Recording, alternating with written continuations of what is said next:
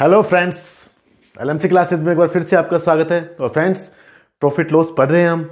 तो आज समय को न गवाते हुए देखिए हम प्रॉफिट लॉस में नेक्स्ट टाइप के क्वेश्चन पढ़ेंगे। ठीक है, तो देखिए आपका पहला क्वेश्चन कुछ इस तरह से होगा। बिल्कुल अलग टाइप का क्वेश्चन है ये, जो आज अब तक आपने पढ़ा उससे बिल्कुल अलग है।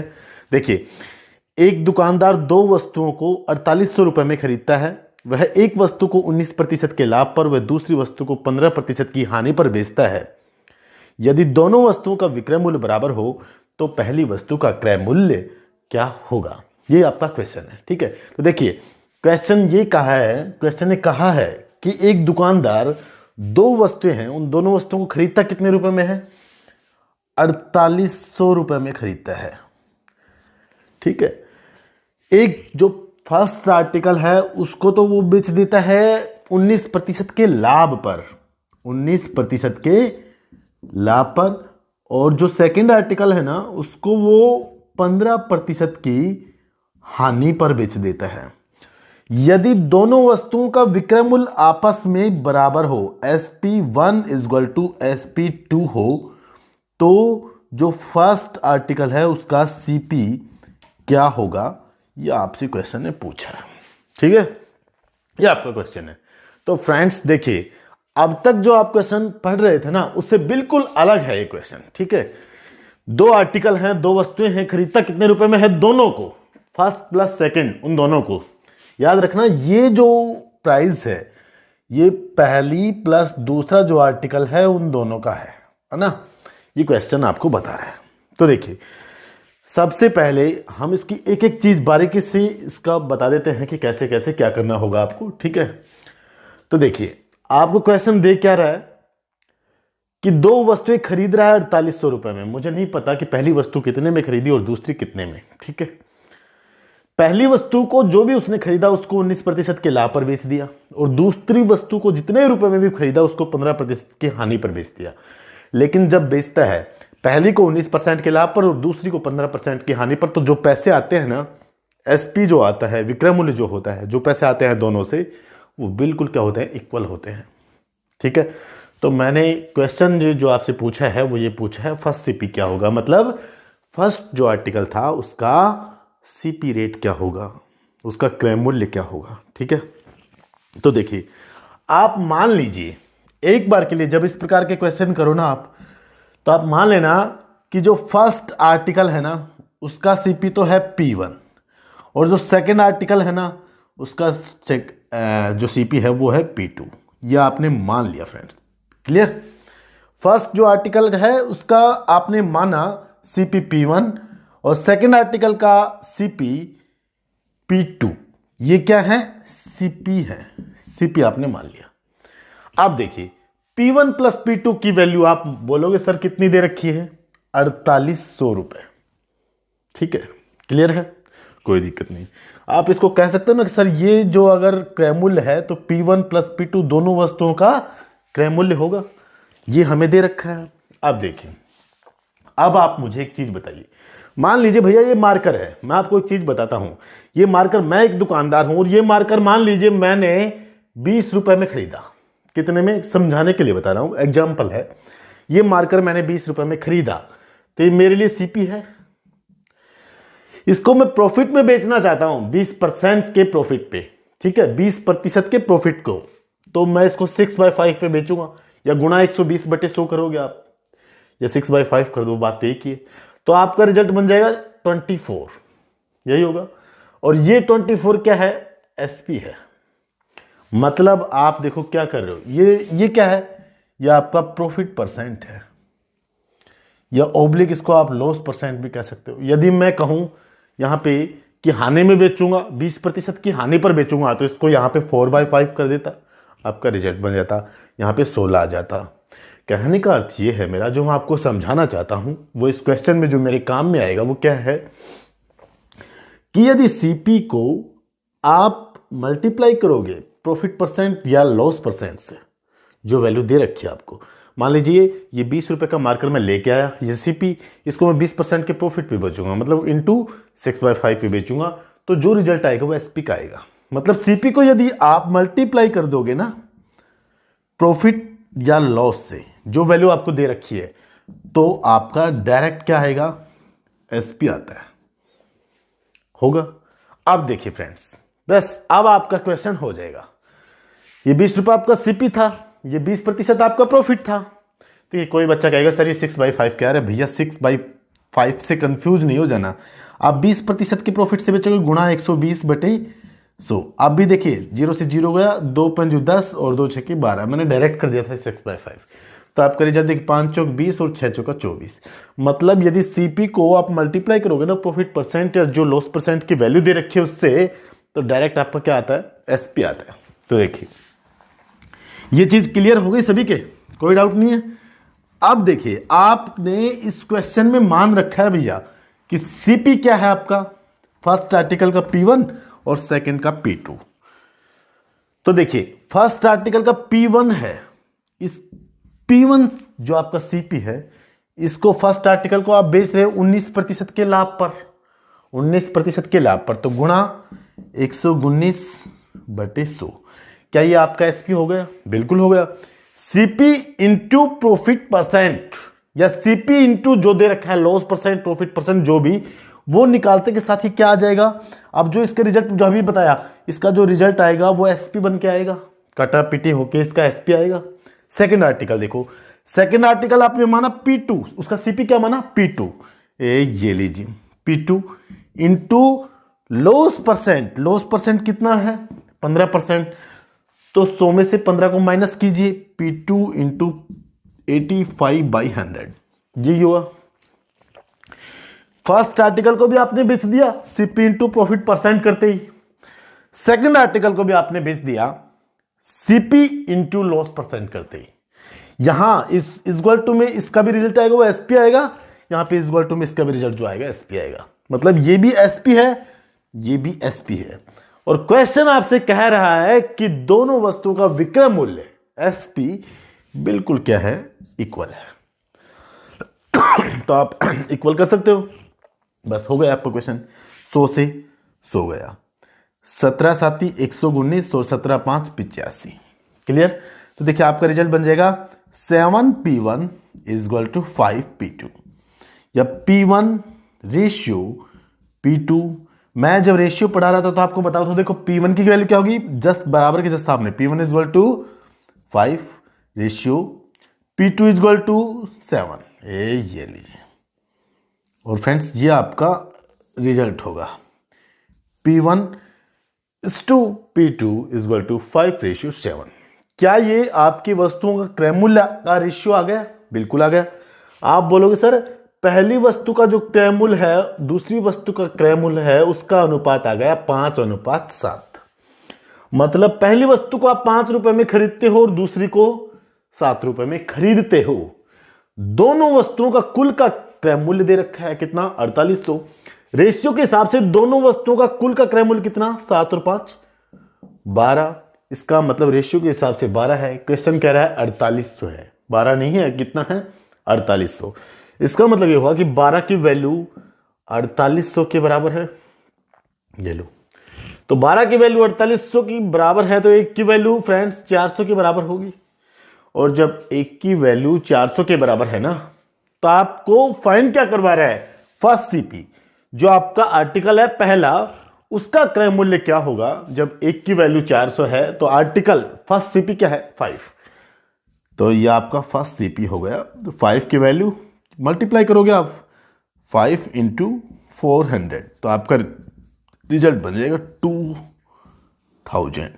और ये आपका फर्स्ट सीपी जो आपसे क्वेश्चन पूछ रहा था कि पहली वस्तु का क्रय मूल्य क्या होगा, तो आप लिखोगे सर 2000 रुपए। क्लियर? बिल्कुल समझ में आ गया होगा, कोई डाउट नहीं होगा। ठीक है, अब देखिए इसी क्वेश्चन में आपसे कुछ और पूछ लेता, जैसे मैं नेक्स्ट क्वेश्चन कराता हूं, इस क्वेश्चन को तो छोड़ो क्योंकि ये क्वेश्चन तो हमारा बेसिक सा है, कुछ भी पूछ लेता। मान लीजिए इसमें पूछ लेता सेकंड आर्टिकल का सीपी क्या होगा, तो 1 की वैल्यू आ गई आपकी 400, तो 7 की वैल्यू 2800 आ जाती है। जैसे आपके पूछ लेता वो कि जो सेकंड आर्टिकल है उसका सीपी क्या होगा, तो फ्रेंड्स जो 7 है ना, 1 की वैल्यू 400 है, तो 7 की वैल्यू 7 इंटू 400 आ जाता आपका। ठीक है, तो आपका रिजल्ट बन जाता 2800 और यही आपका आंसर होता। ठीक है, ये लो, ये आपका आंसर होता। मान लीजिए और ज्यादा बढ़ के हो जाता कि भैया बेचा, पहली वस्तु का विक्रय मूल्य क्या होगा। तो देखिए पहली वस्तु का क्रय मूल्य आ गया 2000। यहां पे आओ, पहली वस्तु का विक्रय मूल्य कितना है, P1 इंटू 119/100। P1 की वैल्यू आ गई कितनी, 2000। 2000 गुना 119/100 इसमें रख दीजिए, वैल्यू आ जाएगी। दूसरी वस्तु का पूछे तो 2800 गुना 85/100 इसमें रख दीजिए, वैल्यू आ जाएगी। और याद रखना जो वैल्यू आए ना वो भी आपस में क्या होंगी, इक्वल होंगी, क्योंकि ये क्वेश्चन कह रहा है कि दोनों वस्तुओं का विक्रय मूल्य आपस में बराबर है। तो इसमें थोड़ा सा उलझ पुलझ हो जाओगे, ज्यादा बड़ा नहीं करूंगा। सेकंड क्वेश्चन देखेंगे, उसमें देखते हैं, ठीक है। ये क्वेश्चन तो बिल्कुल सिंपल सा था, समझ में आ गया होगा। मैंने बिल्कुल बेसिक से बता दिया कि कैसे कैसे होते हैं, ठीक है भैया। आप देखिए नेक्स्ट क्वेश्चन देखेंगे, उसमें मैं आपसे पूछूंगा कि भैया कैसे कैसे क्या क्या हुआ। अब देखिए जब नेक्स्ट क्वेश्चन करेंगे ना तो इतना डिटेल से नहीं बताऊंगा मैं आपको, आप समझ गए होंगे कि वस्तु का विक्रय मूल्य कैसे बनेगा। सीपी को यदि आप मल्टीप्लाई कर दोगे ना प्रॉफिट परसेंट या लॉस परसेंट से, तो आपका रिजल्ट जो आएगा ना वो ही आपका एसपी होता है। भैया आपका क्या होगा, एसपी होगा। और इसको मैंने आपको पूरी तरह से डिटेल से बताया है, तो समझ में तो आ ही गया अब आपके। देखिए प्रॉफिट लॉस को बच्चे बहुत ज्यादा हार्ड मान लेते हैं, लेकिन होता कब है हार्ड, जब बच्चे कॉन्सेप्ट से नहीं पढ़ते, बच्चों को समझ में नहीं आता, सिर्फ फॉर्मूले रटते हैं कि सीपी इंटू प्रॉफिट परसेंट करो एसपी, ऐसा कुछ नहीं होता भैया। आप बेसिक से सारी चीजें पढ़ो, फिर देखना सब कुछ आसान हो जाएगा, है ना। तो देखिए नेक्स्ट क्वेश्चन है आपका, एक दुकानदार 7350 रुपए में 2 वस्तु खरीदता है। उसने एक वस्तु को 20% के लाभ पर बेच दिया और दूसरी वस्तु को 25% के लाभ पर बेच दिया। यदि दोनों वस्तुओं का विक्रय मूल्य आपस में बराबर हो तो पहली वस्तु का क्रय मूल्य और प्रत्येक वस्तु का विक्रय मूल्य क्या होगा। ये क्वेश्चन है आपका। तो देखिए ये आपका क्वेश्चन है, आपको करना है इसको, ठीक है। चलो लग जाओ फटाफट, मैं करता हूं। सबसे पहली चीज आप इस प्रकार के क्वेश्चनों में मानोगे कि let's say P is equal to ये फर्स्ट आर्टिकल का P1 और P2। क्लियर है, यहां तक किसी बच्चे को कोई डाउट नहीं है। अब देखिए P1 जो आर्टिकल CP है इसको आप प्रॉफिट परसेंट पे बेचोगे। प्रॉफिट परसेंट कितना, आप बोलोगे सर 20% के लाभ पर बेच दिया। तो 20% का मतलब डायरेक्ट करूंगा मैं, 20% का मतलब बच्चों आप ऐसे भी कर सकते हो P1 इंटू 120 गुणा 120, P1 गुणा 120/100, या आप डायरेक्ट ऐसे भी कर सकते हैं P1 इंटू 6/5। 20% का मतलब 1/5, प्रॉफिट में बेचोगे तो गुना 6/5। क्लियर। सेकंड 25% के लाभ पर बेच दिया। सेकंड को आप जब 25% के लाभ पर बेचोगे तो ये सीपी है सेकंड आर्टिकल का, इंटू 25% का लाभ मतलब 5/4। दोनों आर्टिकल का जो एसपी है वो बिल्कुल इक्वल है। क्या ये आपका एसपी है, ये भी आपका एसपी है, तो बिल्कुल इक्वल हो जाएंगे। क्लियर, यहां तक किसी बच्चे को कोई डाउट नहीं है। तो देखिए आपका रिजल्ट बन जाएगा 24 P1 is equal to 25 P2।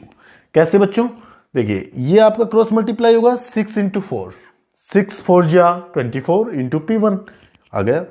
यह आपका क्रॉस मल्टीप्लाई होगा 5 5 जा 25 into P2। Clear. P1 ratio P2 की वैल्यू यदि आपसे पूछे तो P1 ratio P2 is equal to 25 ratio 24। यहां तक किसी बच्चे को कोई डाउट नहीं है। ठीक है, अब देखिए क्वेश्चन कह रहा है कि दोनों वस्तुओं को खरीदा कितने में, 7350 रुपए में, जबकि रेशियो से दोनों वस्तुओं को खरीदा कितने में, 49 में। ये लीजिए 49 की वैल्यू 7350 आ गया। तो एक की वैल्यू क्या होगी, डायरेक्ट कर रहा हूं, देखिए अब बार बार समझाने की जरूरत नहीं है। जब 49 इज इक्वल टू 7350 है तो 1 की वैल्यू, आप जब इसको बच्चों काटोगे ना 7350 डिवाइड बाई 49, तो आपका रिजल्ट बन जाएगा 150। ये एक की वैल्यू आ गई। अब देखिए आपसे क्वेश्चन पूछ क्या रहा है, आपसे क्वेश्चन पूछ रहा है कि भैया जो पहली वस्तु है उसका क्रय मूल्य क्या होगा। यही पहली वस्तु का क्रय मूल्य। पहली वस्तु का क्रय मूल्य कितना है, 25। जब एक की वैल्यू 150 है तो जो फर्स्ट आर्टिकल है उसका सीपी कितना है, 25। इसका मतलब 25 की वैल्यू क्या होगी, 25 गुणा 150, यही होगी। तो आपका रिजल्ट बन जाएगा 25 दहे 250 और 25 बन जाए 125, 375, तो आपका 3750 रुपये बन जाएंगे और ये आपका फर्स्ट सीपी बन जाएगा। क्लियर। सेकंड सीपी भी अगर क्वेश्चन आपसे पूछ लेता तो देखिए सेकंड सीपी आप बोलो सर जब एक की वैल्यू 150 है तो सेकंड सीपी कितना है 24, 24 की वैल्यू क्या होगी सर, तो 24 गुणा 150, तो आपका रिजल्ट बन जाएगा 15 चौक 60 6 और ये बच्चों 3600 रुपये। ये आपका सेकंड सीपी होगा। जहां तक किसी बच्चे को कोई डाउट नहीं, पिछला क्वेश्चन सिर्फ यहीं तक था, सिर्फ आपसे यही पूछ रहा था कि भैया आर्टिकल जो है पहला और दूसरा, जिसको आपने फर्स्ट आर्टिकल का जो सीपी है उसको आपने P1 और सेकंड को आपने P2 माना है, वो आर्टिकल का क्रय मूल्य क्या होगा। लेकिन अब की बार क्रय मूल्य तो आपने फाइंड कर लिया, पहले का 3750 और दूसरे का 3600 रुपये। लेकिन अब आपसे पूछा और भी है कि जो पहला आर्टिकल है उसका एसपी क्या होगा। तो देखिए एसपी फाइंड करना है, क्या ये पहले आर्टिकल का एसपी है, ये वाला जो पोर्शन है ये पहले आर्टिकल का एसपी है और ये वाला जो पोर्शन है ये सेकंड आर्टिकल का एसपी है। तो रख दीजिए P1 की वैल्यू है आपके पास कितनी 3750, ये लो 3750 इंटू 6/5, काट दीजिए बच्चों, 5 7 35, 2 और ये 5 5 25 और ये बन जाएगा बच्चों देखिए 75 इंटू 6 करोगे ना आप, तो 75 इंटू 6 करोगे तो आपका रिजल्ट बन जाएगा 450, है ना, और एक जीरो और, तो ये आपका फर्स्ट जो एसपी है वो आ गया 4500 रुपए। क्लियर।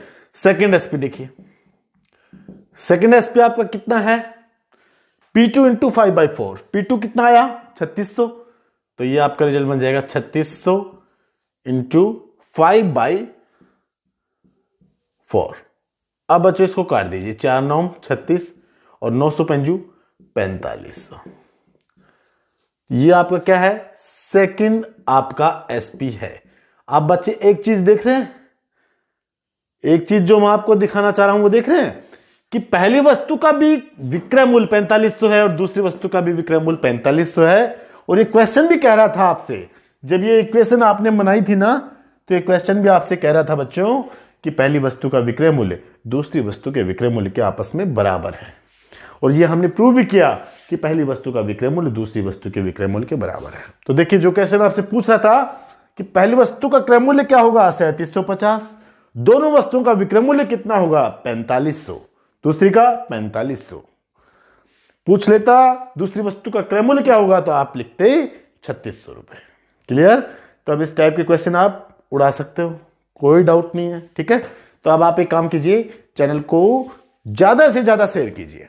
ठीक है, इस वीडियो को जितना ज्यादा हो सके ना उतना ज्यादा शेयर कीजिए अपने दोस्तों के साथ, किसी भी स्टडी ग्रुप में ज्यादा से ज्यादा शेयर कीजिए, लाइक कीजिए और सब्सक्राइब कीजिए। Thank you.